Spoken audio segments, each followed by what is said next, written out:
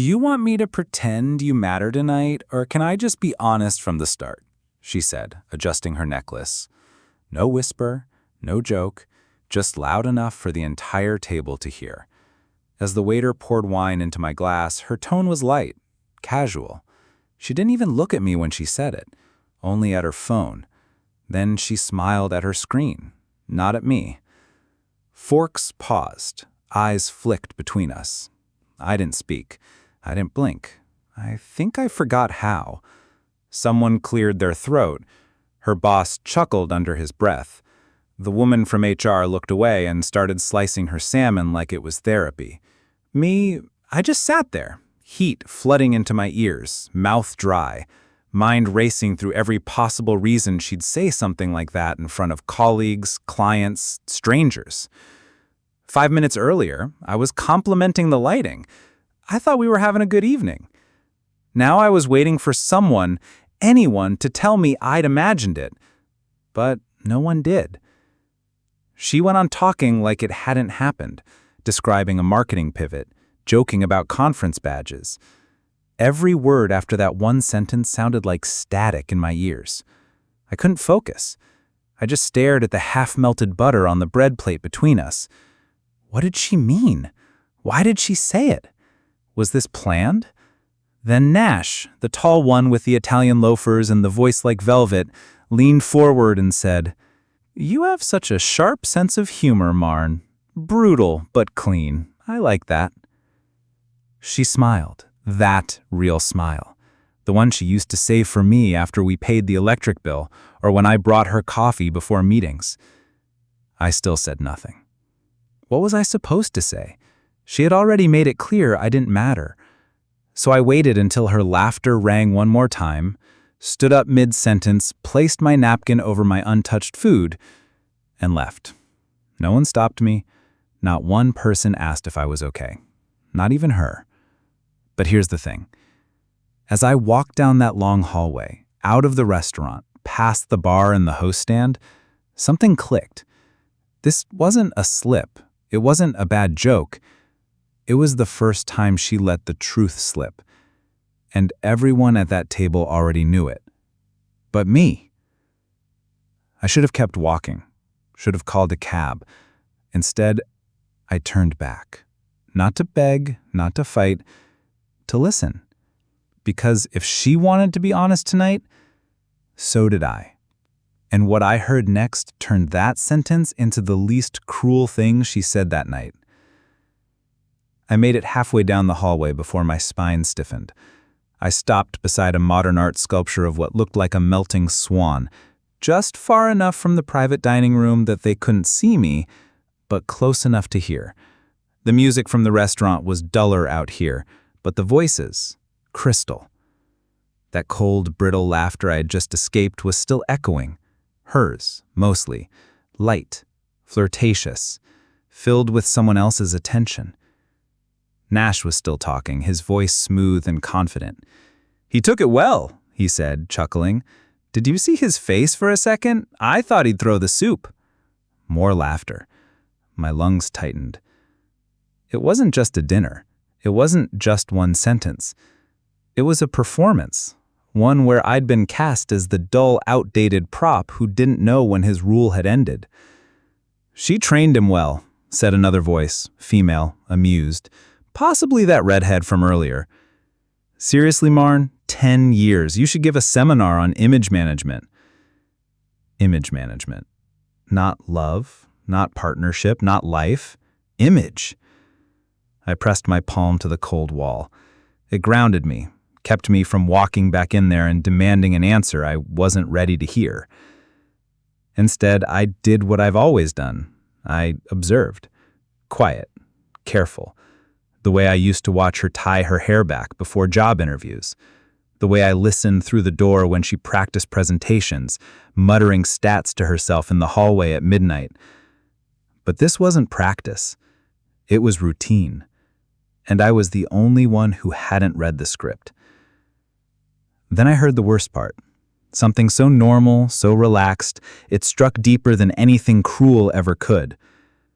"I told you," she said between sips. "He's harmless. He won't make noise. He'll go home, maybe journal about it.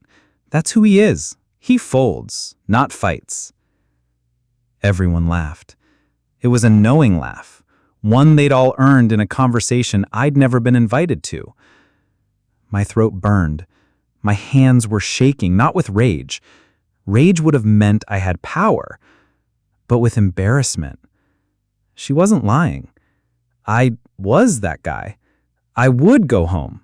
I would stay quiet, because confrontation felt like failing a test I never signed up for.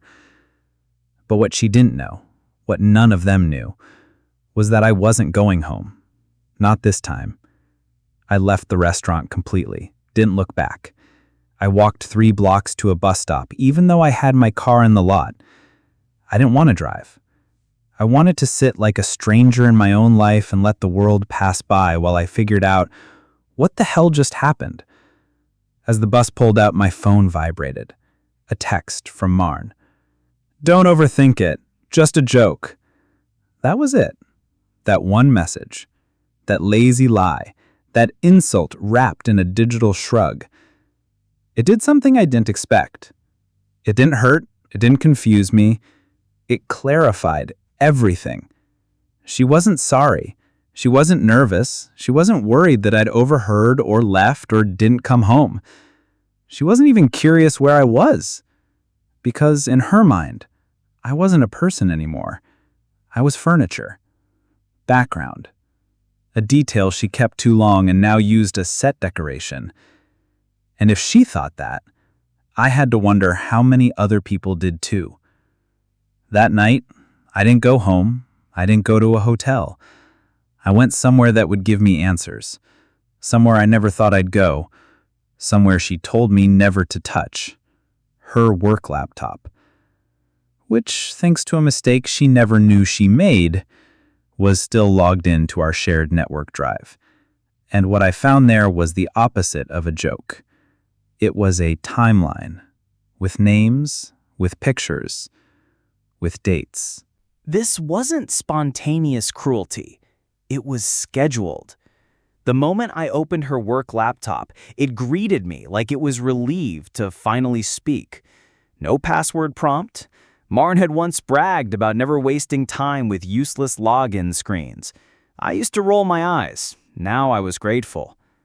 It opened to her company dashboard, rows of tabs, bookmark tools, lines of code. At first, it looked like nothing more than a high-level marketing planner. Campaign timelines, vendor contacts, graphs. I was about to close it and admit to myself I was spiraling until I noticed a folder labeled simply Clockwork. Clockwork. I clicked it. Opened to a subfolder labeled with years. 2019, 2020, 2021. She had folders named after years, like she was archiving time itself. I opened the current one, 2025. Inside was a document called Q2 Overlay Strategy.doc. Innocent enough, but when I opened it, my hands began to sweat. It wasn't marketing. It wasn't even business. It was personal, deeply personal. It began with a sentence bolded and underlined. Perception is the only currency. Maintain control of the story. Below that, tables, detailed logs, color-coded entries, like she was managing multiple lives.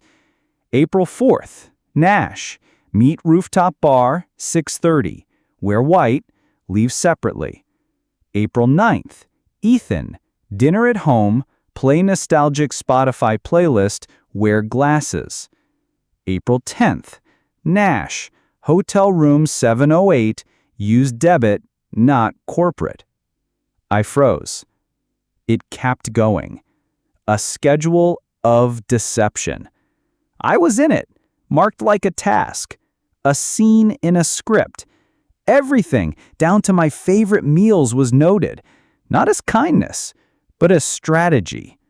The Spotify playlist she put on last Sunday while we cooked dinner? Planned. meant to reset the emotional tone. Her words, not mine. And there were photos buried in a subfolder named Visual Anchors, like they were graphic assets for a pitch. But they weren't. There were screenshots of text threads, selfies with Nash, even recordings of voice memos she left herself, ideas for how to exit the marriage quietly, protect her image, redirect sympathy. There was one note that made my heart actually skip. He'll collapse emotionally, but not react. That's the safest type. No PR damage. That was me. That's what she thought I was worth. I didn't cry. I didn't scream. I just stared at the woman I thought I knew, reduced to a digital strategist of emotional manipulation. Her cruelty wasn't sharp. It was methodical, cold, thought out like she'd spent months preparing to make me doubt my own instincts until it would have felt easier to blame myself than face what she'd done. But I wasn't angry yet. Not fully. The anger hadn't settled in. What I felt was deeper. Disorientation. I wasn't just losing my wife. I was realizing I never had her. Not really. I was her decoy life, her disguise. And I couldn't stop looking because just when I thought I'd seen the worst of it, I opened a file dated 2 weeks ago labeled Marn's Voice, Audio Test. It was a memo to herself. I hit play. Okay, reminder. When the campaign launches, make sure to time the Ethan separation announcement during the rollout. Emotion generates traction. I'll have to frame it as irreconcilable growth. Avoid blame narrative. Maybe say we outgrew each other. Keep it vague. Friendly. That last word echoed. Friendly. She was rehearsing how to abandon me, not even hide it. Just package it better. Like I was a dress she didn't wear anymore, but still wanted to donate with the tag on. I sat there for over an hour. The parrot, Grayson, was quiet the whole time. I think he sensed it, that something irreversible had happened, that something in the air had snapped. When I finally closed the laptop, it wasn't because I was done looking. It was because I knew I couldn't unsee any of it. And somewhere deep in my chest, a tiny ember flickered. Not rage, not revenge. Clarity. I wouldn't tell her what I found. Not yet. Because she thought I would fold quietly. And I wanted her to feel something she never planned. Uncertainty. The key turned in the lock at exactly 10:41 p.m. I watched the door from the kitchen table, still and silent, as if I were studying the behavior of a wild animal in its natural habitat.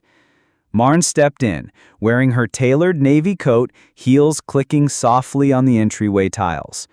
She didn't call out, didn't ask why the lights were off, didn't ask why the air felt heavier.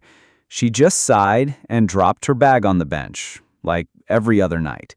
Like this was just Thursday, and the dinner had been a mild success. I'd already closed the laptop, already disconnected her cloud sync. I didn't delete anything. I made copies, multiple, but left everything in its place, untouched. I wanted her to believe nothing had changed.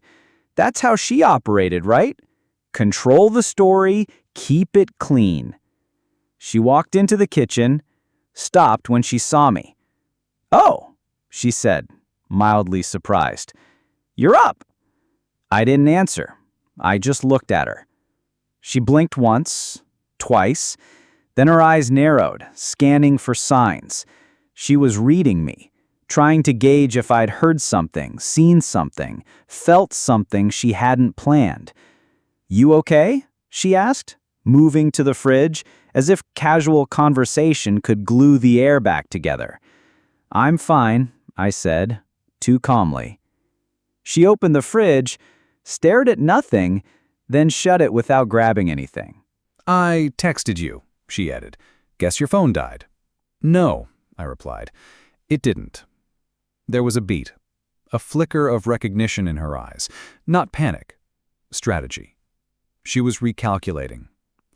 Well, I hope you didn't take that dinner too seriously, she said with a soft chuckle, carefully placing a glass under the filtered tap. Some of the jokes got out of hand. You know how trend is. You're right, I said, folding my hands. Some of the jokes were very revealing. That froze her. The silence between us was so thick I could hear the soft buzzing of the fridge motor. She didn't ask what I meant. That told me everything. She was trying to decide how much I knew, whether to pivot, confess, or play the long game. That's what liars do when caught between doubt and certainty. They stall. I let her twist in it. Then, softly, I said, "When were you going to tell me about the timeline?" Her hand trembled slightly. She placed the glass down on the counter, too quickly. Water sloshed over the rim. "I don't know what you mean." You know that moment in movies when the villain realizes the hero's known all along? This wasn't that. There was no mask slipping, no dramatic gasp. Marnie simply went still, like a deer clocking a predator. Too late to run. I stood up slowly, walked over to the coat rack, lifted the envelope I had prepared hours ago.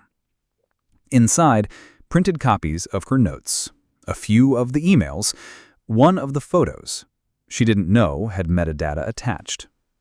I didn't throw it at her. I didn't even hand it to her. I just placed it gently on the counter, next to her hand, and whispered, "Open it when you're alone." She stared at it, as if it were something alive. She said after a long pause, trying to summon annoyance, authority, any emotion that might ground her again. "I'm not doing this with you tonight." I know. That's the point. She looked at me, really looked at me, for the first time in weeks, maybe months. And I think it scared her, that I wasn't crying, that I wasn't yelling, that I wasn't folding. She wasn't prepared for a quiet storm. She wasn't prepared for me to look like I'd already left, even as I stood right in front of her. And maybe that's why she didn't follow me when I walked out the front door. Because this time, for the first time, I wasn't leaving to cool off or calm down. I was leaving to decide if I ever wanted to come back. And something deep inside me already knew the answer. She didn't message me that night. Not once. I expected some performance. Maybe a guilt-laced voicemail or a last-ditch, "You misunderstood." But nothing came. Just silence. As if the house had digested my exit, like it was overdue. As if the script she rehearsed never included a scene where I chose to vanish. I stayed at an old extended stay suite near the airport. It smelled like a mix of lemon cleaner and forgotten microwavable meals, but it was anonymous, quiet, perfect for what I needed: space. I didn't call friends, didn't scroll online. I needed to observe without influence, think without commentary. That's always been my problem. I let people write their truths in my margins. Not anymore. On the third day, she finally texted, "Hope you're safe. If you want to talk like adults, I'm here." A strange sentence. If you want to talk like adults. The implication wasn't concern. It was a jab. A framing as if my silence was immature, as if her betrayal was grown up. I didn't reply. Instead, I watched from a distance. I knew she'd try something soon, and she did. The following afternoon, I returned to the house for exactly 20 minutes. I timed it. I didn't tell her. She wasn't home, but the scent of her perfume lingered, like a ghost in every corner. I grabbed my essentials: passport, laptop, charger, and cash. Then I took something she hadn't expected me to want: her backup phone. She kept it in her nightstand for emergencies, she once said. I always thought it was a backup for her business line, synced only when needed. But She had once carelessly left it unlocked in front of me while brushing her teeth. I remembered the passcode. I don't forget small things. Not anymore. Back in the suite, I plugged it in. It booted slowly, like it was resisting its own exposure. The home screen was minimal. Fewer apps, no social media, just messages, voice memos, and a call log. And that's when I found it. A contact named Ashlyn Group Safe. I didn't know what the name meant, but I recognized the number. I'd seen it flash across her laptop screen weeks ago. She'd claimed it was a freelance client. But the messages weren't about business. They were about me. I scrolled carefully. Dozens of texts, most of them brief, some of them chilling in their casualness. Ashlyn. He's still unaware. Marnie. Yes, quiet type. Useful, but fading. Another. Ashlyn. Legal structure drafted. You'll retain majority. Marnie. Perfect. We'll nudge things forward after Q2 dinner. After the Q2 dinner? That was the dinner. The one where she said, some relationships are just for appearances. She hadn't been testing me. She'd been flipping the final switch. This wasn't cheating. It wasn't even betrayal in the romantic sense. It was a razor. She'd partnered with someone, maybe a lawyer, maybe a silent partner, to shift assets, rewrite public narrative, and engineer a clean exit from the life she built on my loyalty. She wasn't leaving because she fell out of love. She was leaving because I was no longer required. And yet, her plan had a flaw. She assumed I'd stay silent, that I wouldn't dig, that I wouldn't interfere. That was her mistake. That was the only variable she didn't account for. Because on the 6th day, she finally broke silence. She showed up at my temporary place, no warning. I saw her reflection first. Dark coat, red lipstick, holding takeout from our old favorite Thai spot. Like we were just going through a little married hiccup. Like this was a reboot. I didn't open the door. I watched through the peephole. She knocked once, smiled lightly, adjusted her scarf, then knocked again. And then she said, soft and sweet, "Elwood, I think we both overreacted. Can we talk about what comes next?" That sentence, delivered with the smoothness of a campaign rollout, sent something through my body that didn't feel like fear. It felt like a rival. I knew then this wasn't a woman begging for forgiveness. It was a woman resetting the story. But what she didn't know was that I'd already started writing my own version, and she wasn't the narrator anymore. I didn't answer the door. Not out of spite. Not even out of fear. I just watched. Marnie stood there for a full minute, maybe hoping I'd cave, maybe counting on the silence to soften me. She even knocked once more, lightly. The kind of knock you'd give a friend after a misunderstanding, not a husband you schemed against. When she finally walked away, I stayed frozen behind the door for another 5 minutes, just listening to her footsteps, to her absence, to the echo of the one person who had once known exactly how to reach me, now realizing she no longer could. But I wasn't just avoiding her. I was preparing for what came next, because now I knew what kind of game she was playing, and I knew better than to walk into it unarmed. I needed information, leverage, and not from her. There was one name in that call log that had shown up more than once, a man I had nearly forgotten existed because she'd made sure of it. Connor Bales. We were never close, not really. He was a friend of hers from way back, college days. A photographer with a caffeine addiction and a tendency to overshare on social media. I hadn't seen his name pop up in years. She used to mention him all the time when we were first dating, and suddenly, nothing. It's like he'd been scrubbed from our shared life. But there he was.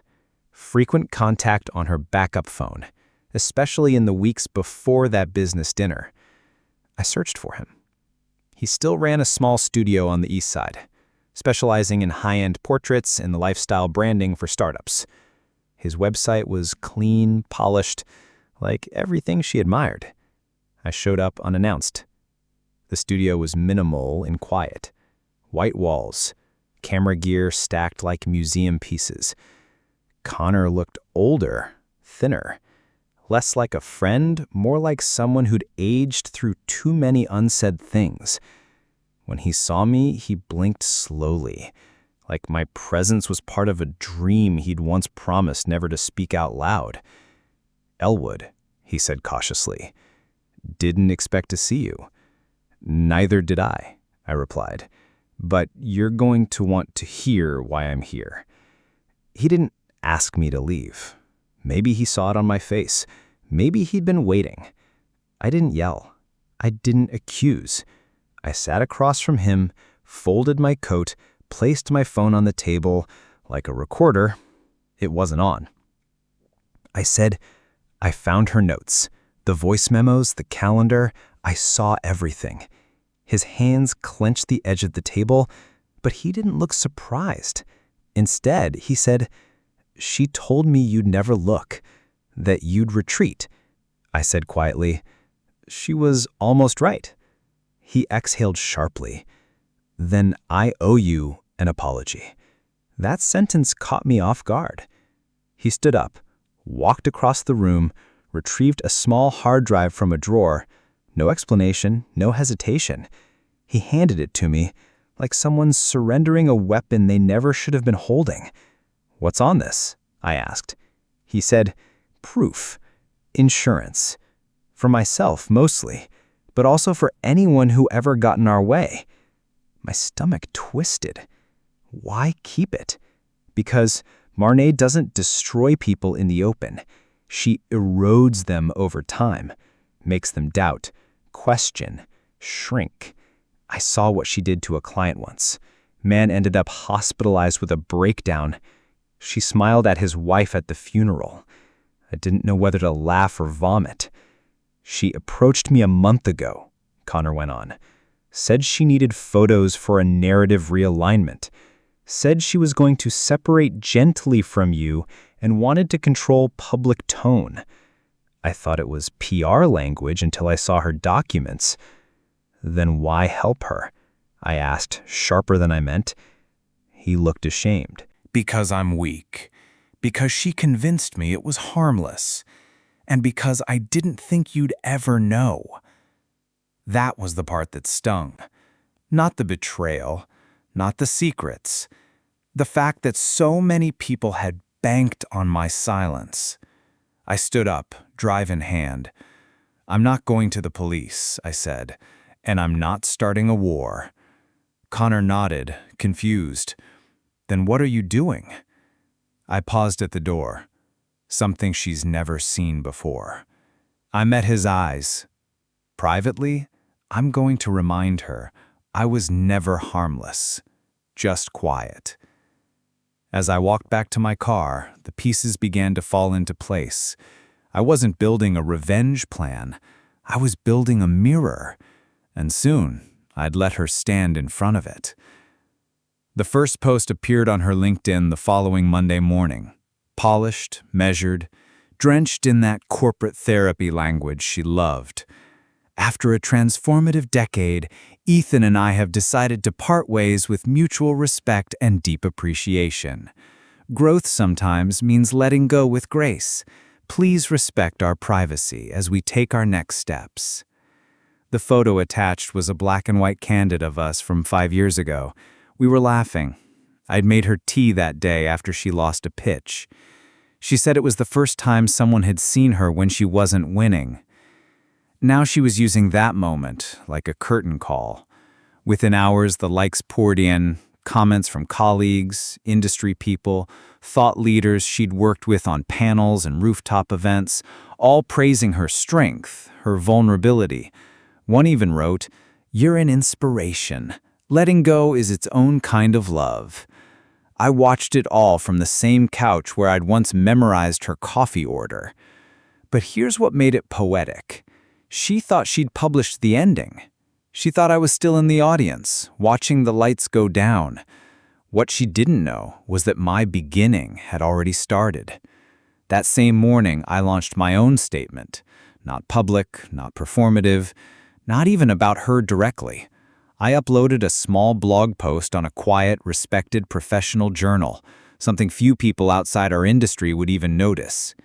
The article was titled, "Narrative Architecture: How Emotional Framing Undermines Accountability in Public Breakups."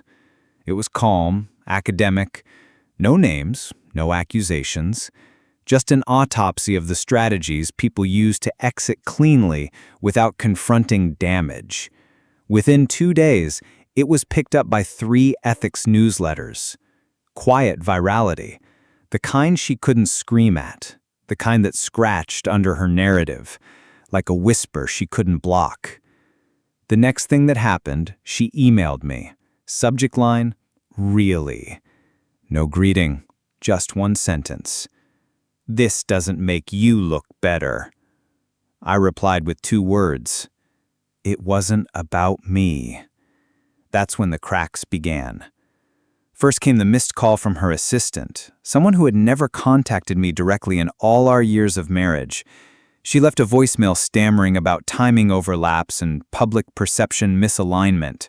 I deleted it. Then came Connor's message. "She knows I gave you the drive. She called me screaming." But still, she didn't call me. She couldn't, because calling me meant acknowledging that I wasn't broken, that I hadn't collapsed, that I was standing in the same story, not as a background character, but as an author with my own pen. A week passed. I moved out of the suite and into a temporary loft 2 cities over. Quiet, high windows, a place without memory. And Grayson, the parrot, came with me. He stopped mimicking her laugh. Now he mostly whistled to himself, softly, like he was adjusting too. Then one evening, I got a delivery. No note, no return address.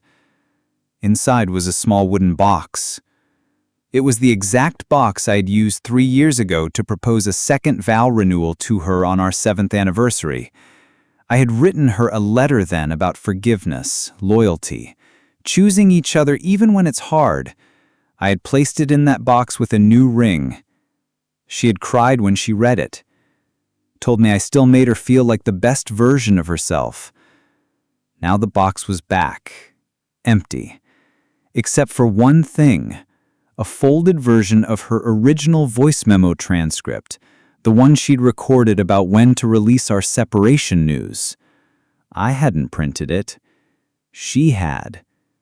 At the bottom, she'd scribbled in red ink, "I didn't think you had it in you." She still didn't get it.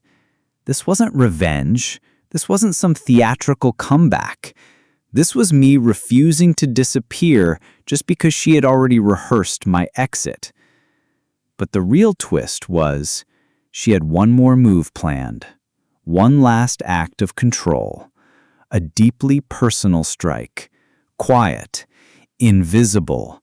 Meant to feel like a technicality. It arrived in a manila envelope the next morning, and what was inside nearly sent me to my knees. The envelope sat on my countertop like a time bomb. Plain, thin, but I knew what was inside before I even opened it. Separation papers. Drafted. Dated. Already signed by her. A typed cover letter from her attorney said they'd anticipated this next step and hoped to maintain discretion for all involved parties. I smiled at that phrase. Discretion had been her specialty, until now. But I wasn't angry. Not anymore, because what she didn't know, what none of them knew, was that I had already filed my own paperwork 3 days earlier. Not reactionary, not emotional, just factual, clean, controlled, like hers. Only mine had one critical difference. I hadn't requested silence. I had requested narrative rights. There's a clause in certain dissolution filings when intellectual property or public image is involved. Most people skip it. She didn't. Her lawyer didn't. But I did. And because of that, I now own the rights to the story of our marriage. Publicly. Personally. Professionally. That was my choice. Not for vengeance, but for truth. Because I never wanted to destroy her. I just wanted my voice back. I didn't respond to her lawyer. I sent her a simple message. You were right. I was quiet. But quiet doesn't mean absent. You wrote the first half. I'll write the second. Alone. And for once, not as your husband. Just as me. I didn't hear from her again. And it felt peaceful. I took the next month off. No dramatic exit, no disappearing act. I told my clients I was recharging. I meant it. I walked more, read more. I even started volunteering at a local animal rescue, helping them digitize adoption files. The first night I showed up, I met a woman named Raina. Not flashy, not loud. She spoke to animals like they understood, and maybe they did. We started having coffee after the shifts. At first, it was just light talk, books, odd playlists, her fear of elevators. But then came longer conversations, laughter, silence that didn't feel heavy, the kind that holds space instead of demanding to be filled. One night she said, "You seem like someone who just got out of something that was all about appearances." I paused, then smiled. You have no idea, but I think I'm finally showing up. The next morning, I found Grayson, the parrot, sitting at the edge of his perch, watching sunlight move across the floor. He whistled once. It wasn't Marn's laugh anymore. It was something else. Something new. Maybe mine. Final note. No explosive endings. No courtroom drama.